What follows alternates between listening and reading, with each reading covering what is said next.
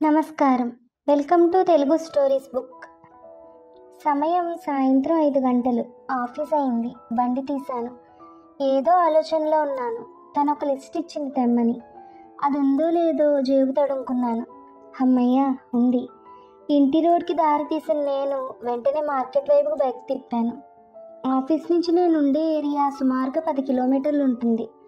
అంటే ఈ మధ్యకాలంలో ఊరి శివార్లలోనే కాకుండా కొద్ది కిలోమీటర్ల వరకు అపార్ట్మెంట్లు వెలుస్తున్నాయి. అలాగే గేటెడ్ కమ్యూనిటీస్ కూడా. అటువంటి ఒక కమ్యూనిటీలో గత 3 ఏళ్లుగా ఉద్యోగం చేస్తూ కూడబెట్టిన డబ్బులు, అలాగే బ్యాంక్ లోన్ కొంత తీసుకొని డబుల్ బెడ్రూమ్ ఇల్లు తీసుకున్నాను. మరీ పెద్దది కాదు. నాకు పెళ్ళై 3 నెలలైంది. తన పేరు స్వాతి. తను బీటెక్ చేసింది, కానీ జాబ్ ఏం లేదు. పెద్దలు కుదిర్చిన పెళ్ళి. చూడగానే నచ్చింది. అంతా సవ్యంగా జరిగింది. ముహూర్తాలు పెట్టాకే ఇల్లు రిజిస్ట్రేషన్ చేయించాను. పెళ్ళయ్యాక అందులో అడుగు పెట్టాం. నా కలది. స్వాతి రాకతో నిజంగా మారింది. స్వాతి చాలా అందంగా ఉంటుంది. నేనంత కాదు. ఈ నెల రోజుల్లో నాతో పెద్దగా మాట్లాడింది లేదు. ఫోన్ పట్టుకుని ఉంటుంది. సరే, అడ్జస్ట్ అవ్వడానికి టైం పడుతుంది కదా అనుకున్నాను. ముభావంగా ఉన్నప్పటికీ నేనే పలకరించి మాటలు కలిపేవాడిని. వంట చేసి బాక్స్ పెట్టేది. 16వ రోజు వాళ్ళ ఇంటికి వెళ్ళొచ్చాక తనకి బోర్ కొడుతుందేమో అని టీవీ కొన్నాను. కొత్త కమ్యూనిటీ కదా, ఇంకా అన్నిళ్ళు అమ్ముడవలేదు. ఇరుగు పొరుగు పెద్దగా లేరు. తనకు రోజంతా పెద్దగా తోచదు కదా. టీవీ చిన్న కాలక్షేపం. ఒకరోజు ఏదైనా కాంపిటేటివ్ ఎగ్జామ్స్కి ప్రిపేర్ అవుతానంటే బుక్స్ తెస్తానన్నాను. వద్దంది. అలా రోజులు గడుస్తున్నాయి.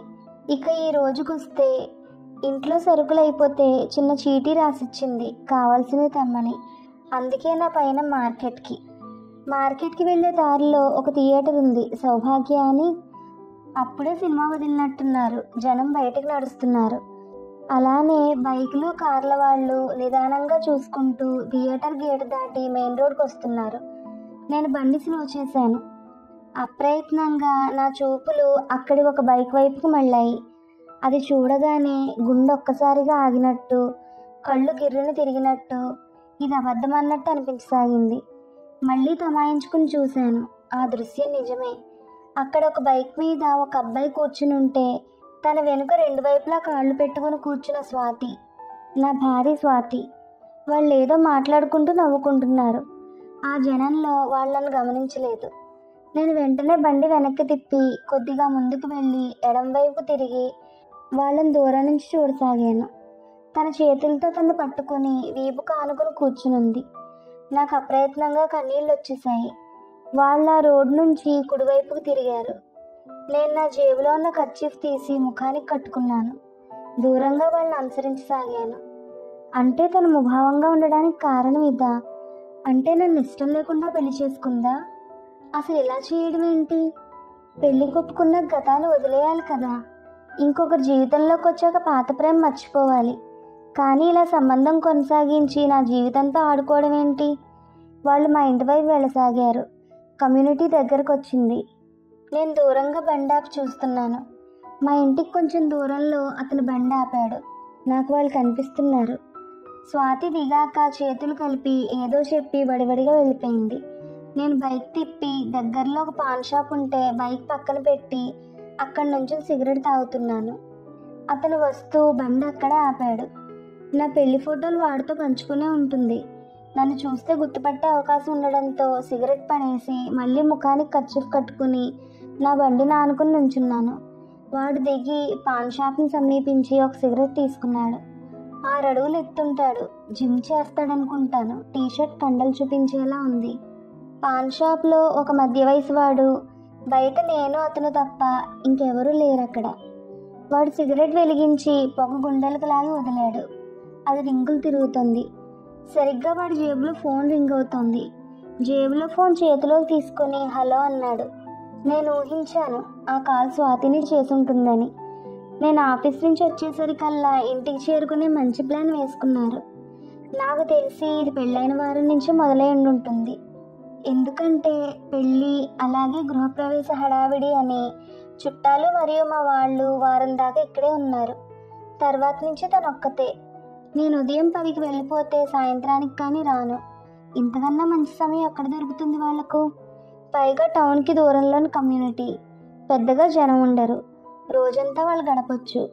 ఇవన్నీ తలుచుకుంటుంటే నాకు నా మొదటి రాత్రి గుర్తొచ్చింది. మళ్ళీ నా ఆలోచనలు కట్టిపెట్టి వాడి మాటలు వినసాగాను. లేదు, ఇక్కడే ఉన్నాను, పాన్ షాప్ దగ్గర. మీ ఆయన వచ్చాడా? ఇలా మాత్రం బాగుంది. ఈ ప్రైవసీ మనకి మన కాలేజ్ టైంలో కూడా దొరకలేదు అని నవ్వాడు. భయంగా ఉండేది ఎక్కడ కలవాలన్నా. ఒకసారి లాడ్జికి వెళ్తే నువ్వేమో భయపడిపోయావు. ఇలా బాగుంది, థ్రిల్లింగ్గా. మీ ఆయన ఆఫీస్లో, మనం మీ వారి కొత్తింట్లో. రేపు స్వర్గమే నీకు. 11 కల్లా వస్తాను. ఉంటాను. కాల్ కట్ చేశాడు. సిగరెట్ పడేసి బైక్ తీసి రివ్వును వెళ్ళిపోయాడు. నా మనసులో వేదన మొదలైంది, కాళ్ళల్లో వణుకు. నా వెనక ఇంత జరుగుతోందా? ఎంత మోసం! ఆలోచనలు వెనక్కి మళ్ళాయి. ఆ రోజు మొదటి రాత్రి ఏర్పాటు చేశారు. పెళ్ళికి ముందు దాకా అతని నెంబర్ కూడా లేదు నా దగ్గర, మాట్లాడింది కూడా లేదు. నేను అప్పటికీ చూపుల్లో అడిగాను, నేను మరీ అందంగా ఉండను కనుక తనకి ఇష్టమేనా అని. అంతా ఇష్టమే అంటాను తమకు కొట్టారు. మొదటి రాత్రి తనది మహానటి నటనని ఇప్పుడే నాకు తెలుస్తోంది. గదిలోకి వెళ్ళాక కాసేపు మాట్లాడాక పట్టుకుంటే, వద్దు ప్లీజ్, కొంతకాలం ఆగి అర్థం చేసుకున్నాకప్పుడు కలుద్దాం అంది. రబ్నే బనాడీ జోడీ సినిమాలో షారుఖ్లా నేను తనను నిదానంగా మార్చుకుని నన్ను ప్రేమించేలా అలవాటు చేసుకుంటాననుకుని ఇప్పటికి 30 రోజులు దాటినా ముట్టలేదు. తను నా భార్య కాబట్టి అది తనకి నేను ఇవ్వాల్సిన గౌరవం అనుకున్నాను. నేను ఇచ్చాను. తనే అతనితో పక్క పంచుకుంటూ ఒక బకరాల నన్ను చూస్తోందని ఊహించలేకపోయాను. మనసులో ఒక ఆలోచన వచ్చింది, అది వెంటనే అమలుపరిచాను. మళ్ళీ వెనక్కి మార్కెట్కి వెళ్ళి చీటీలో ఉన్న వాటి ప్రకారం అన్ని సరుకులు తీసుకుని వచ్చి బండి ఇంటి ఆవరణలో పెట్టి లోపలికి అడుగు పెట్టాను. తలుపు తీసే ఉంది. తన హాల్లో కూర్చునుంది. చూసి లేచి నా చేతిలో సంచి తీసుకుంది. నీళ్లు తెచ్చివినా అంది. నేను ఏం కలిపి తెస్తావు మనసులో అనుకుని బయటకు వద్దు అన్నాను. ఈ మధ్య పేపర్లో ఎటు చూసినా ఇవే వార్తలు. టీవీ ఆన్ చేసింది. ఏదో స్పెషల్ స్టోరీ వస్తోంది. ప్రియుడిని కలుస్తాను భర్తకి చెప్పి వెళ్ళిన భార్య, తట్టుకోలేక వాళ్ళిద్దరిని హత్య చేసిన భర్త, భర్త ఉండగానే 2 ప్రియులతో వ్యవహారం, ఒక ప్రియుడితో ఇంకో ప్రియుడిని చంపించిన వివాహిత వైనం, భర్తని చంపి అతని స్థానంలో ప్రియుడిని ప్లాస్టిక్ సర్జరీ చేయించి మొగుడిగా పరిచయం చేసిన మరో వనిత. ఇలా అన్నీ వరుసగా చదువుతూ ఎందుకిలా మహిళలు తమ జీవితాన్ని కాపురాల్ని నాశనం చేసుకుంటున్నారు, ఎటుపోతుంది మన సమాజం అంటూ న్యూస్ యాంకర్ గట్టిగా మాట్లాడుతోంది.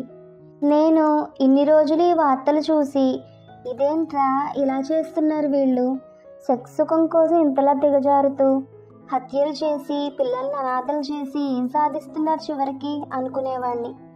తిరిగి కథ అడ్డం తిరిగి నా ఇంట్లో ఇంకో న్యూస్ తయారయ్యేలా ఉంది అనిపించింది. నవ్వాలో ఏడవాలో తెలియని పరిస్థితి. బెడ్రూమ్లో టవల్ కోసం వెళ్ళి బెడ్ వంక చూశాను. సర్దేసింది. లక్షలు పెట్టి ఇల్లు కొన్నాను. కుటుంబంతో సంతోషంగా ఉందామని నా డబ్బుతో నేను కొన్న బెడ్ మీద వేరెవరో కాపురం చేస్తున్నారు. దేనికైనా రాసిపెట్టి ఉండాలి. స్నానం చేసొచ్చి కూర్చున్నాను. 8 గంటలు దాటింది అప్పటికి. తను వచ్చి అన్నం పెట్టనా అని అడిగింది. ఆకలి లేదని చెప్పాను.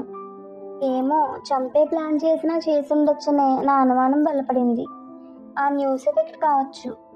తను ఫోన్ చూస్తూ కూర్చుంది. నేను వెళ్ళి రోజు పడుకునే బెడ్రూమ్ కాక వేరే దాంట్లో పడుకున్నాను. లోపల గడి పెట్టుకున్నాను. నిద్ర పట్టట్లేదు. బయట ఏవో గుసగుస మాటలు వినిపిస్తున్నాయి. ఫోన్లో అని తెలుస్తోంది. ఆఖరికి మల్లగుల్లాలు పడ్డాక నిద్ర పట్టింది.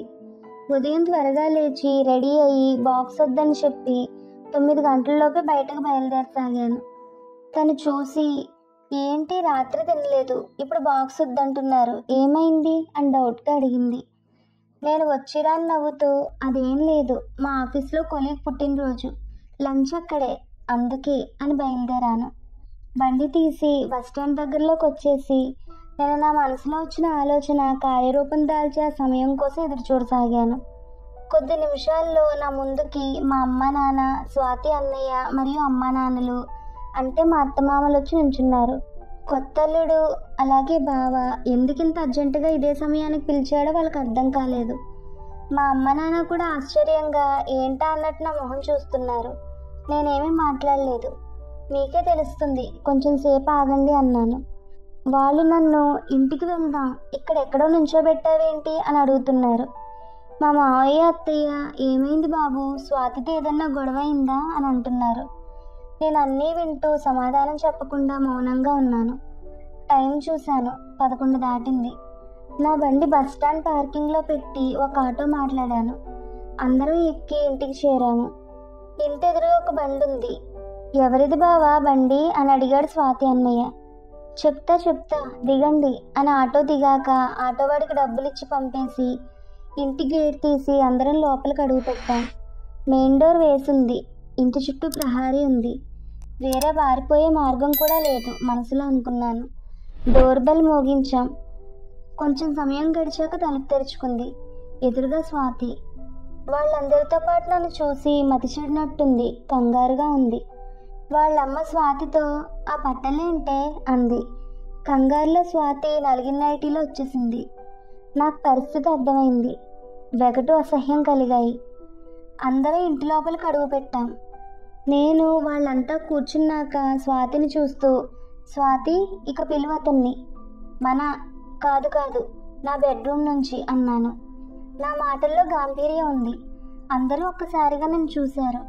నేను అదే మాట మళ్ళీ అరిచినట్టు చెప్పాను. స్వాతి బెడ్రూమ్లోకి వెళ్ళింది. మళ్ళీ వచ్చింది. వెనుకతను ఉన్నాడు. అందరికీ నిన్న నేను ఫోన్లు చేసి ఈ టైంకి సరిగ్గా ఇక్కడ ఉండేలా రమ్మని ఎందుకన్నానో వాళ్ళకి అర్థమైనట్టుంది. స్వాతి అలాగే తన ప్రియుడు తలదించుకుని ఉన్నారు. నేను లేచి వాళ్ళని చూస్తూ మళ్ళీ కూర్చున్న వాళ్ళ వైపు తిరిగి, అమ్మ, నాన్న, అత్తయ్య, మావయ్య గారు, నాకు మీరు పెళ్లి మాత్రం చేశారు. రోజు శోభనం వీళ్ళిద్దరికీ జరుగుతోంది. అది కూడా నా ఇంట్లో, నా బెడ్ మీద. గత 20 రోజుల పైనుంచే సాగుతుంది. అంటే ఇది ఇప్పటి కథ కాదని మీకు అర్థమై ఉండొచ్చు. తొలి రాత్రి ముట్టుకోనివ్వని భార్యకి గౌరవం ఇచ్చి ఒకరినొకరు అర్థం చేసుకున్న రోజే కలుద్దామని విలువిచ్చినందుకు, అలానే కష్టపడి సంపాదించి పెళ్లికి ముందే ఇల్లు కొని వచ్చే భార్యతో కొత్తగా గృహప్రవేశం చేసి జీవితాన్ని పిల్లాపాపలతో రంగులమయంగా ఊహించుకున్న నాకు దొరికిన భార్య తనే అని వేలు స్వాతి వైపు చూపించాను. నిన్ననే దేవుడి దయ వల్ల ఈ వ్యవహారం తెలిసింది. తనని కొట్టి లేదా తనని ఏదో చేసి రోడ్డు మీద పడాలని నాకు లేదు. అందుకే మిమ్మల్ని పిలిచాను. ఇక మీరే నిర్ణయించండి అని ఒక పక్కగా నుంచున్నాను. వాళ్ళంతా మాట్లాడుకుంటున్నారు. స్వాతి అన్నయ్య తన చెంప మీద 2 దెబ్బలు వేశాడు. వెనుక నుంచునున్న అతని మీదకు కోపంలో ఎగబడ్డాడు. అందరూ అతన్ని ఆపారు. నాకు తెలుసు మా బంధం తెగిపోయిందని. నేను నా పెళ్లిని స్వాతిని నా మెదడులో నుంచి చెరిపేసుకుంటున్నాను. తాళిబంధం చట్టం చేతిలో పెట్టి కొన్నాళ్ళు ప్రశాంతంగా ఉందామనే ఆలోచనలు నా మెదడును ఆక్రమించాయి. మీకు ఈ కథ నచ్చితే please like, share and subscribe to our Telugu stories book. Thank you.